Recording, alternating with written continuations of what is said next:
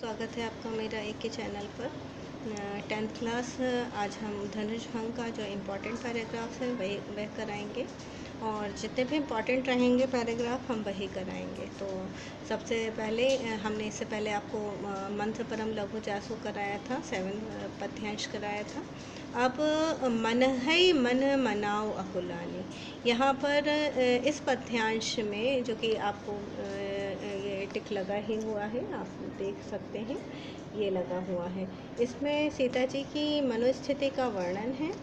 तो सबसे पहले मैं आपको इसमें जो भी कठिन वर्ड हैं उनकी मीनिंग आपको बता ही दे रही हूँ।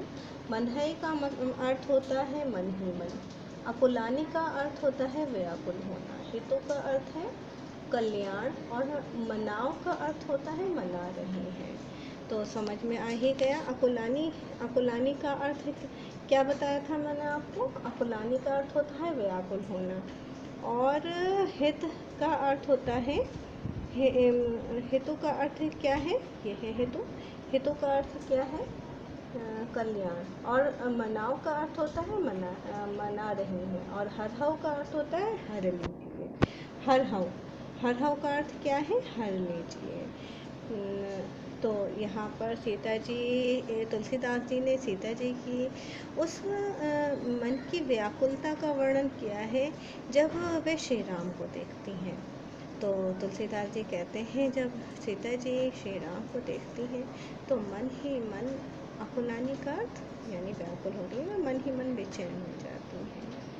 और हो प्रसन्न महेश भवानी, वे जो है व्याकुलता से होकर विनती करने लगती हैं।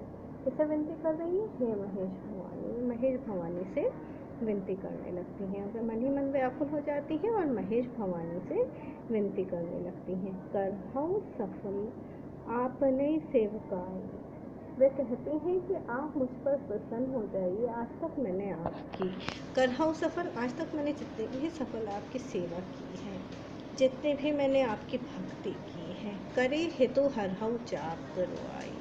तो आप जो है जो आप हैं, जितने भी मैंने आपकी सेवा की है, आप मुझे उसका फल दीजिए तथा मेरा कल्याण कीजिए। इस शिव धनुष के भारीपन को हरण कर दीजिए।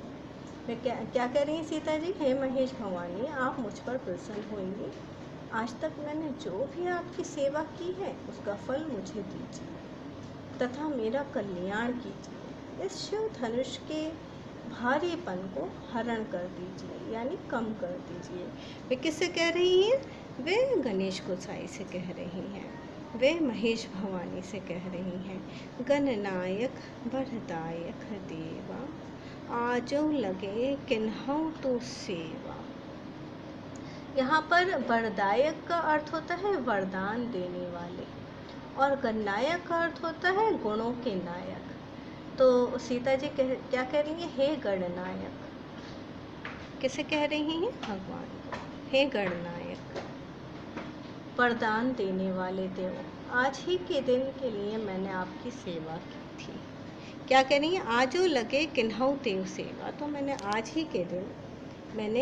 के दिन ही आपकी सेवा की थी। बार बार विनती सुनी मोरी, हे भगवान आप मेरी बार बार की विनती सुन लीजिए।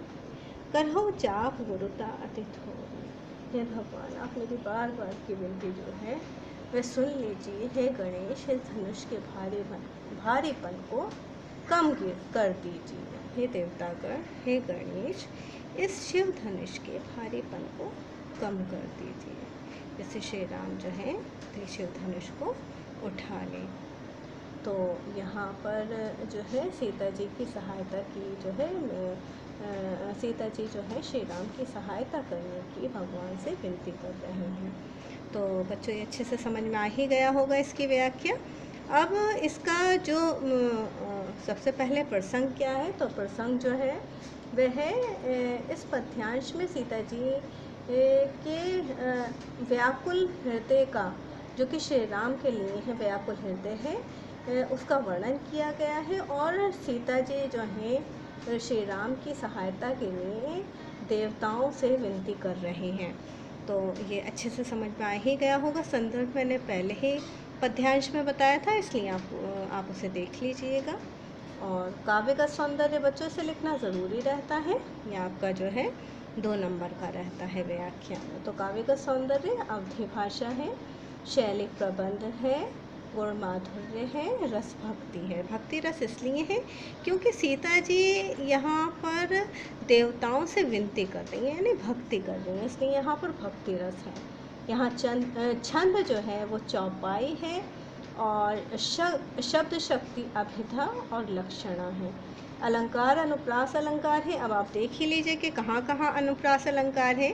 जैसे मन है मन मनाओ, माँ माँ माँ में अनुप्रास अलंकार है। तो आप इसी तरह से और भी शब्द देख लीजिएगा।